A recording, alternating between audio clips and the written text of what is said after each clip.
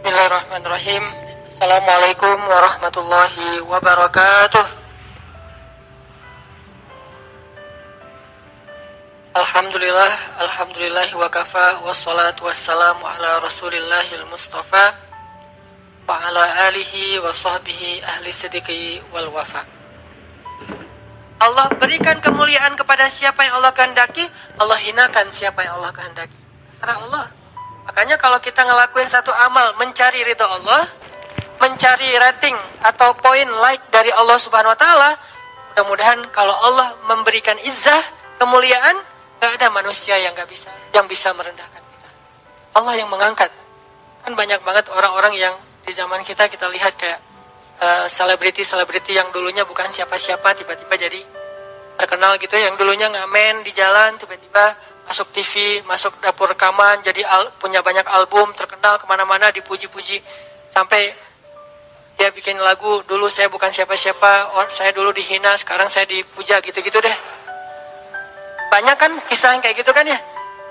Kayak misalnya di komik itu Dodit, yang orang anggap siapa sih orang kayak gini, kayak apa misalnya autis apa, ternyata orang kayak gitu yang kayak lempeng gitu, kayak sadis ya, bikin orang ketawa tapi dia nggak ketawa, kan sadis tuh. Ternyata malah diangkat misalnya sisi popularitasnya, Allahu a'lam tentang sisi keistimewaannya, yang jelas popularitasnya diangkat. Allah punya banyak cara, sehingga kita nggak perlu iri dengki dalam urusan-urusan kayak ginilah. Kalau mau, kan kita tuh kenapa sih kita memamerkan amal soleh kita atau kebaikan kita? Biar dipuji orang. Padahal ketika kita memamerkan, orang malah nggak memuji. Ketika kita riya, kita sombong, orang malah nggak menghargai kita. Kalau kita pengen dihargai, mendingan kita mencari perhatian Allah, capernya ke Allah gitu. Karena kalau Allah udah berkenan kepada kita, akan Allah angkat. Dan kalau Allah angkat, nggak ada yang bisa merendahkan. Itu kan yang dikatakan Nabi kepada Ibnu Abbas. Ketika Nabi lagi boncengan sama Ibnu Abbas, mungkin lagi kemana gitu, lagi ke pasar, berdua sama Ibnu Abbas boncengan. Abbas di belakang. Nabi bilang, ya gulam, anakku, ihfazillah yahfazka.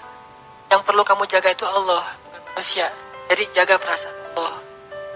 Kalau kita menjaga perasaan manusia, karena Allah. Kayak misalnya, jaga perasaan orang tua, karena Allah yang nyuruh. Jaga perasaan guru, karena Allah yang nyuruh. Jaga perasaan teman, karena Allah yang nyuruh. Jaga perasaan mantan, karena Allah yang nyuruh. Jangan sampai kita merusak hubungan mantan kita yang udah halal tentang cerita-cerita masa lalu. Kita mention foto-foto masa lalu, gak boleh. Malah mantan itu kalau boleh berdusta, dia memang boleh berdusta. Kan salah satu dusta di antara 3 dusta yang dibolehin kan, dusta tentang mantan kan ya. Itu kan hadisnya, 3 tempat boleh berdusta. 1, dusta dalam peperangan. Perang mah nggak boleh jujur-jujur amat. Taktik kami gini loh, strategi kami gini, nggak kasih tahu ke Israel, nggak boleh. Karena jelas-jelas ini peperangan antara penjajahan Israel dengan bangsa Palestina misalnya. Kayak kita dulu ke Belanda, nggak boleh. Kedua, dusta untuk mendamaikan 2 orang yang pengen bunuh-bunuhan. Wah, dia ngomongin saya jelek-jelek. Enggak, saya tahu dia banget, dia nggak ngomongin tentang kamu yang jelek-jelek, justru tentang yang baik-baik dia omongin. Masa sih? Iya benar, saya jadi saksinya. Enggak. Boleh berdusta kayak gitu. Jangan jadi justru kita sebagai provokator. Ada 2 orang nih, rame di grup. Akhirnya kita japri, sebetulnya maksud dia nggak kayak gitu. Walaupun kita tahu gitu banget sih maksudnya. Kita berdusta. Soalnya pas aku ketemu sama dia ya, dia sebetulnya muji-muji kamu loh. Dia nyebutin kebaikan-kebaikan kamu. Padahal nggak pernah kayak gitu. Ini dusta. Demi mendamaikan. Selama tidak berlebihan. Ketiga, dusta tentang masa lalu. Dengan niat bukan pengen balikan lagi.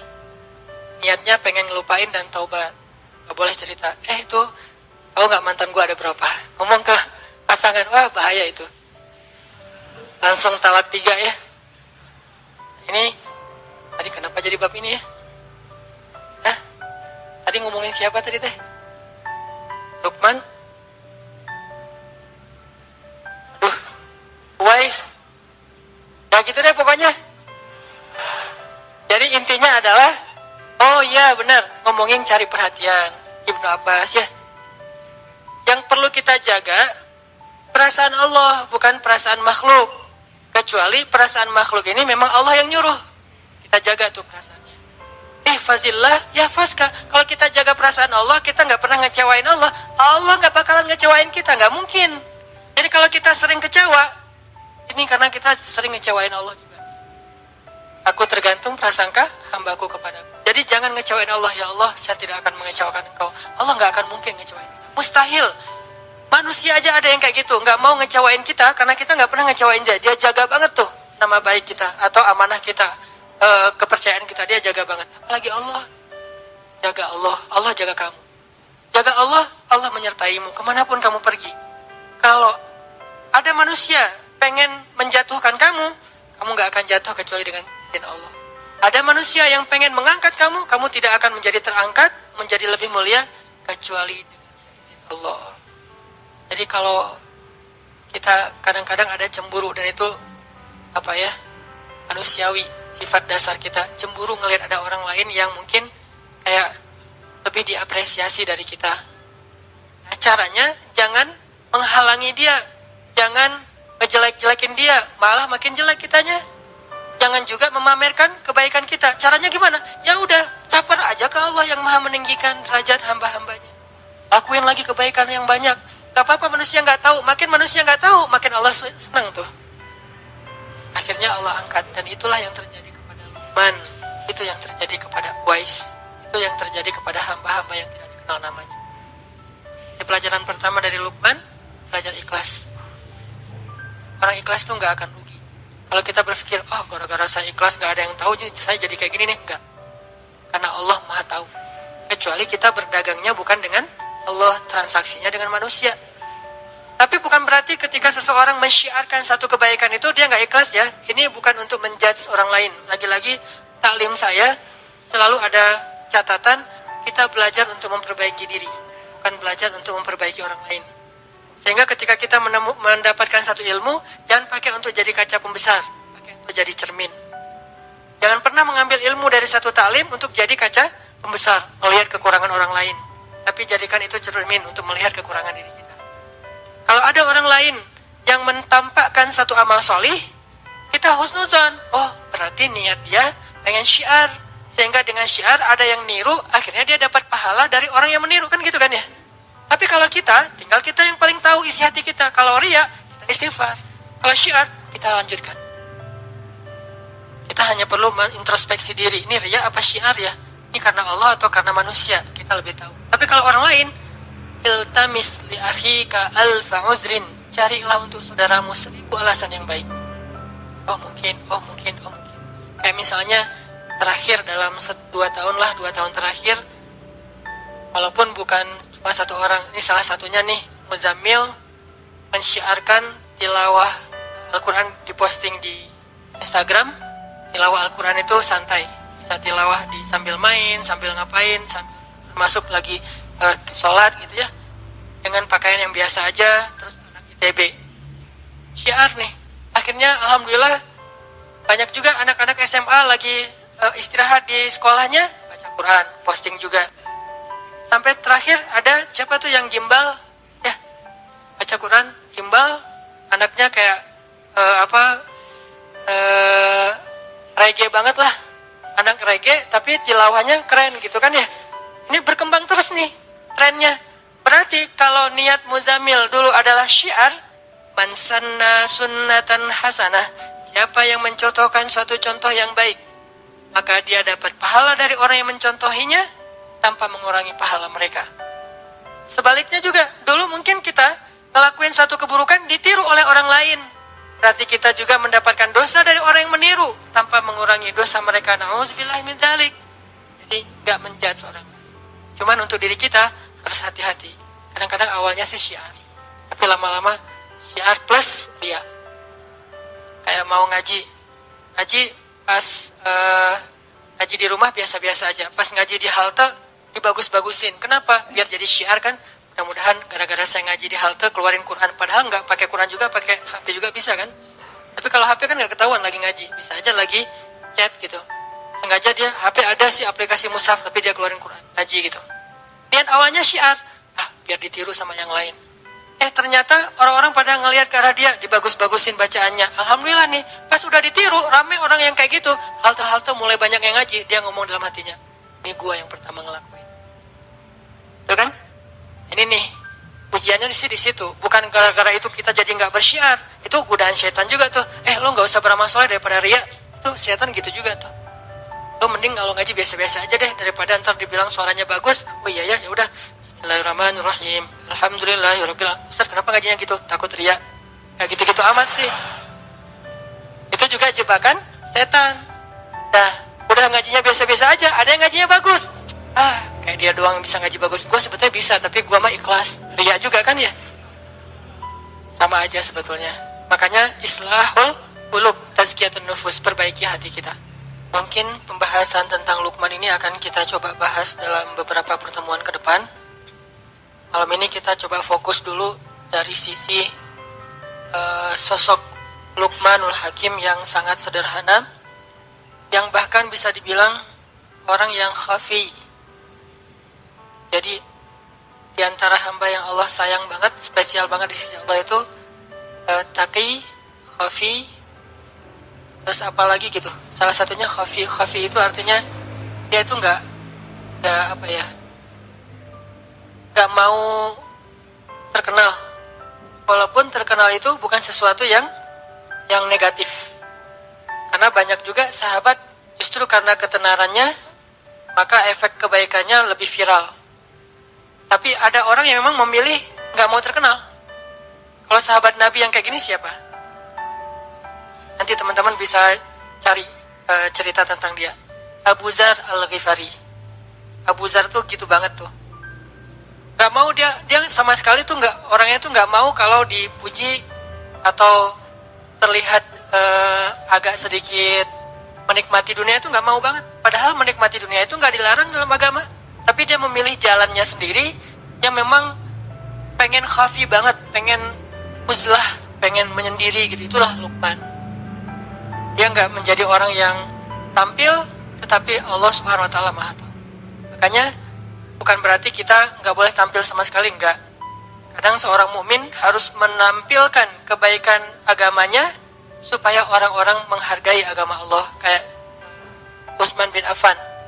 Utsman itu kan orangnya menampilkan ya satu yang baik-baik dari agama, kayak penampilan menariknya, dia pakai jubah yang khas gitu milik Utsman, nggak mungkin ketukar sama yang lain karena nggak standar jubahnya. Sendalnya tuh pasti bukan sendal jepit, pasti sendalnya itu sibetiyah, bukan naal. Kalau naal semua sahabat pakai naal, tapi kalau yang sibetiyah cuma beberapa orang yang pakai sendal dengan merek sibetiyah. Nah itu salah satunya Utsman. Sehingga kalau Utsman jalan, orang-orang pada ngelihat, wah penampilan Utsman. Terus pas Utsman ketemu Nabi memperlakukan Utsman beda sama sahabat yang lainnya. Ketemu sahabat lain Nabi biasa-biasa aja, bajunya nggak terlalu rapi, nggak apa-apa. Tapi giliran yang datang Utsman, Nabi rapi-rapi langsung, udah rapi baru Utsman boleh masuk. Jadi boleh terkenal, boleh tampil, boleh syiar, tapi kita lagi bukan belajar tentang bab itu. Kita lagi belajar bab kadang memang ada kondisi yang kita harus menahan diri walaupun nggak diketahui orang. Ada kondisi di mana kita lagi belajar ikhlas, bukan belajar syiar. Syiar itu gampang. Malah kalau kita udah terlatih dengan ikhlas, kita syiar itu lebih keren lagi. Tapi kalau belum terlatih dengan ikhlas, syiar itu bisa jadi jebakan buat diri kita sendiri. Makanya ngomongin syiar itu gampang, semua orang bisa ngelakuin.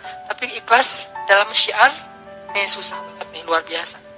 Kadang-kadang kan keikhlasan kita itu bukan di awal rusaknya, tapi di tengah atau di akhir.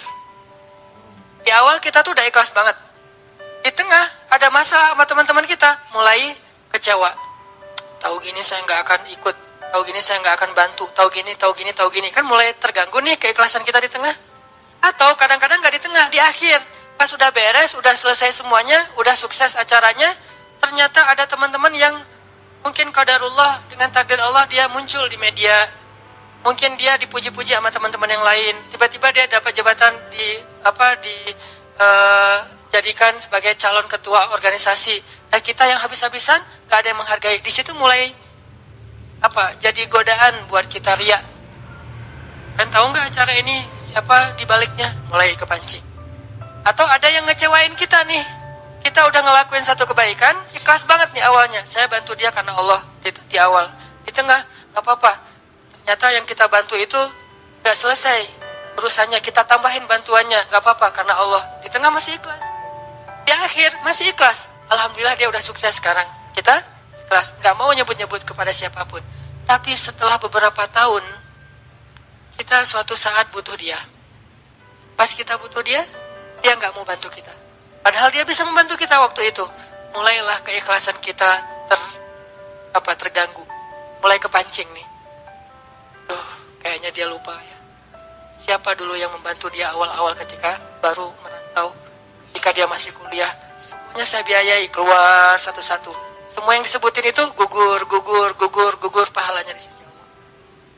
Jadi keikhlasannya nggak keganggu di awal, nggak di tengah, nggak di akhir. Tapi sometime, suatu saat nanti entah kapan-kapan gitu. Bisa aja setelah bertahun-tahun baru keganggu keikhlasannya. Habislah pahala yang selama ini udah kecatat di tabungan amal kita, hilang lagi tiba-tiba. Dihack sama ria. Ini yang terjadi. Luqmanul Hakim istimewanya di bab itu, teman-teman. Dia nggak istimewa di bagian ilmu yang banyak, nggak. Dia nggak istimewa dari fisiknya yang kuat. Malah dia orangnya pendek, kulit hitam dari Ethiopia. Kampungnya Bilal bin Rabah. Ada Bilal, ada Wahsy, ada Luqman, ada An-Najasyi. Itu orang-orang Ethiopia. Orang hitam, pendek, budak pula yang diperjualbelikan. Dan ketika dia jadi budak, bukan budak kan, budak itu punya banyak kerjaan nih. Ada budak yang memang dibeli untuk jadi tentara bayaran. Berarti badannya bagus, tangguh nih. Kalau Luqman, dia budak yang kerjanya ngapain? Kerjanya ada yang bilang najjar.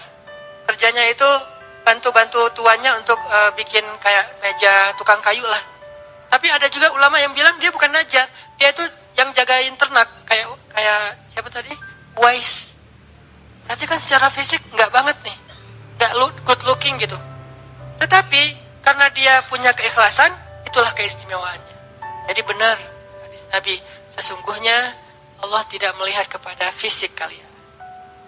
Allah tidak melihat kepada harta kalian. Allah tidak melihat kepada status atau pekerjaan kalian. Allah melihat kepada hati kalian. Kalau kita pengen jadi hamba yang istimewa, milikilah hati yang istimewa. Tidak masalah punya fisik yang istimewa, kita latih, kita rawat. Punya harta yang istimewa, berlimpah. Punya pekerjaan dan status sosial yang istimewa, kerjaannya keren, menghasilkan uang yang banyak, gak apa-apa. Tapi itu semuanya jadi tidak bernilai kalau hatinya gak istimewa. Sebaliknya, fisiknya biasa-biasa aja, hartanya malah kurang, apalagi malah bukan pas-pasan, malah kurang. Terus status sosialnya cuma budak, kalau hatinya istimewa, Allah angkat tuh. Jadi yang kita coba pelajari, gimana punya hati yang istimewa. Hati yang istimewa itu kalau beramal ikhlas. Kalau ke manusia itu pemaaf. Kalau ke manusia itu rahmah, kasihan, gampang kasihan sama orang lain. Kasihan ya. Kalau orang sering kayak gitu tuh, hatinya mulai istimewa. Jangan bilang, kok lemah banget sih, gampang kasihan, gampang maafin, jadi orang gak punya prinsip. Enggak, dia orang yang istimewa justru. Yang susah maafin itu yang sebetulnya yang gak istimewa. Kalau dibilang, lo gampangan banget sih jadi orang, lo kok lemah banget sih jadi orang, mau aja digitu-gituin sama teman lo. Enggak, justru dia itu istimewa, punya hati yang spesial. Gampang kasihan sama orang lain, gampang gak tegaan, pengen ngasih ke orang lain itu lebih dari haknya. Wafa. Milikilah hati yang istimewa. Di zaman Nabi juga ada sahabat yang kayak gitu banget tuh. Yang saya sering mention tentang beliau. Sahabat yang ibadahnya biasa-biasa aja. Cuma standar lah salat wajib. Gak ada yang sunnah yang istimewa. Terus sedekahnya biasa-biasa aja. Cuman bahkan gak bisa berzakat karena bukan orang kaya. Jihad biasa-biasa aja. Bukan mujahid yang keren kayak Khalid bin Walid. Terus keistimewaannya apa? Sampai Nabi bilang dia itu ahli surga. Kenapa? Karena dia hatinya bersih. Dia tuh gak pernah dengki sama orang lain. Saya pernah bawa umroh jamaah sekitar 30 orang satu rombongan. Macam-macam kan jamaah teh. Ada yang kaya raya umrohnya 3 bulan sekali. Ada yang setahun bisa umroh sampai 6 kali, sampai 7 kali gitu. Umroh kayak ke pasar baru. Bete umroh. Lagi bete sama suami, daftar umroh. Gitu banget. Daftar umroh gara-gara bete sama suami. Saking kayaknya nih. Ada yang umrohnya tuh karena memang nabung sekian lama. Ada yang umrohnya itu diumrohin, jadi kayak surprise banget, hadiah banget buat dia. Nggak pernah kepikiran bisa umroh, bisa umroh. Dari sekian banyak jamaah, ada satu orang bapak-bapak yang menarik perhatian saya. Beliau baru pertama umroh, orang kampung di pelosok, baru dapat nasi. Terus orangnya udah tua, petani. Setiap hari beliau kalau ke sawah, buruh tani bukan petani, buruh tani. Pergi ke sawah itu jaraknya 5 kilo, berarti pulang balik sehari 10 kilo, setiap hari. Makanya tawafnya paling getol tuh. Yang lain tawaf sehari sekali, beliau bisa beberapa kali, asal sholat jamaah tawaf. Nah ini, bapak ini orangnya sederhana banget. Bukan orang yang mungkin secara educatednya orang-orang yang berpendidikan tinggi, orang-orang di kota, enggak, orang kampung yang mungkin cuma lulus SMP atau SD gitu.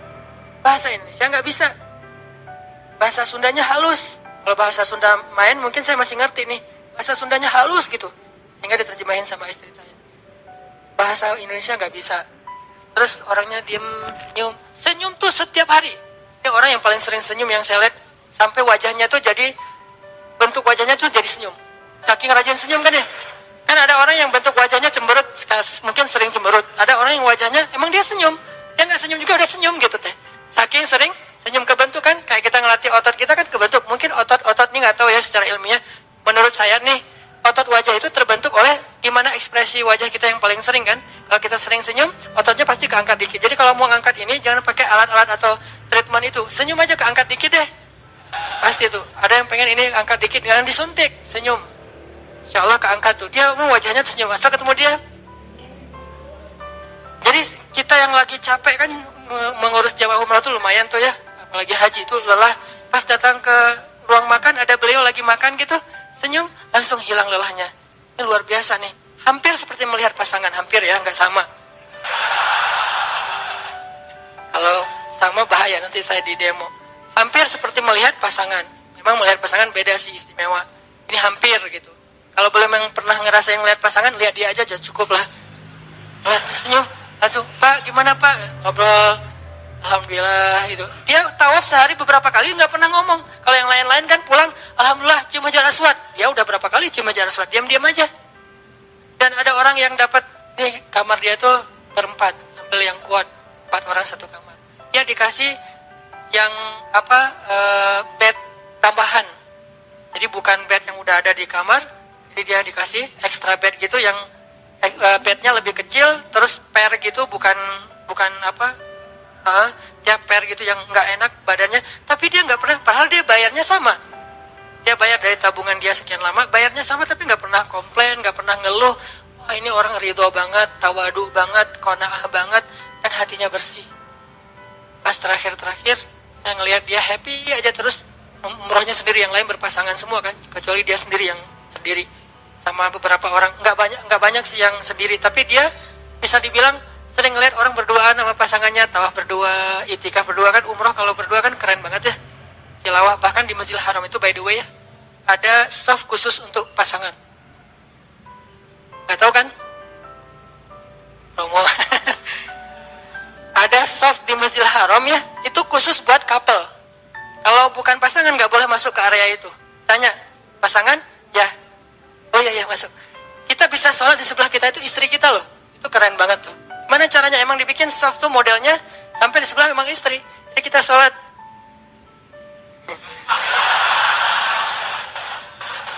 Enggak. Nggak boleh gitu ya. Tapi kadang-kadang gitu juga sih. Ada yang kayak gitu, dia mah umrah sendiri, tawaf sendiri, makan sendiri, ke kamar kadang-kadang karena emang dia orang kampung banget, kan satu kamar tuh dikasih kunci cuma 2, kunci kamar, dia nggak bawa kunci, sering dia pulang ke kamar, temannya baru pergi, datang-datang entah jam berapa, dia nungguin aja sendiri, nggak pernah marah sama temannya, pas datang, Pak udah lama, lumayan kata dia, kita senyum, datang-datang tidur, berarti lelah banget tuh nungguin sampai masuk ke dalam kamar langsung tidur, luar biasa nih orang. Pas udah selesai umroh saya tanya ke dia, Pak rahasianya kok bisa nyaman kayak bapak nih, kayaknya anteng nggak ada masalah dalam hidup. Ya terima aja apa yang Allah kasih, gitu doang. Ridho, ini hal yang paling berharga yang saya belajar dari dia. Ridho, apapun yang Allah kasih, yang terjadi dalam hidup kita hari ini itu pemberian Allah, terima aja lah. Kalau kita terima pasti bahagia. Karena kalau kita nggak terima dikasih sebanyak apapun nggak bahagia. Sederhana itu. Ini yang panjang omongan saya nih, dia cuma segitu doang. Terima aja apa yang Allah kasih. Segitu. Saya panjangin jadi teridolah apalah, jadi teori lah ya. Saya yang menteorikan itu, nggak bisa kayak gitu. Beliau sederhana tapi bisa. Nah, ada orang yang istimewanya bukan fisik, bukan harta, bukan status sosial, istimewanya hati. Itulah Luqmanul Hakim. Mudah-mudahan kita diberikan hati seperti itu, sehingga Allah Subhanahu wa Ta'ala mencintai kita karena melihat hati kita yang insya Allah tidak pernah dengki kepada orang lain, gak pernah dengki kepada teman kita yang duluan ke pelaminan, biasa aja. Ini ada surat undangan, dia mau nikah, alhamdulillah. Ya, lama-lama diam-diam aja sih, tiba-tiba terjun dari jembatan. Gak ridho aja dengan kondisi yang orang lain dapat nikmat, dia yang paling bersyukur. Orang lain dapat musibah, dia yang sedih duluan. Ini orang luar biasa, hatinya bersih. Luqmanul Hakim. Mudah-mudahan kita bisa mendapatkan kebaikan dalam materi ini. Mohon maaf kalau materinya singkat. Barakallah. Semoga setiap langkah kaki teman-teman ke sini Allah jadikan penggugur dosa dan diangkat derajat di sisi Allah. Subhanakallahumma wa bihamdika asyhadu an la ilaha illa anta astaghfiruka wa atubu ilaik. Assalamualaikum warahmatullahi wabarakatuh.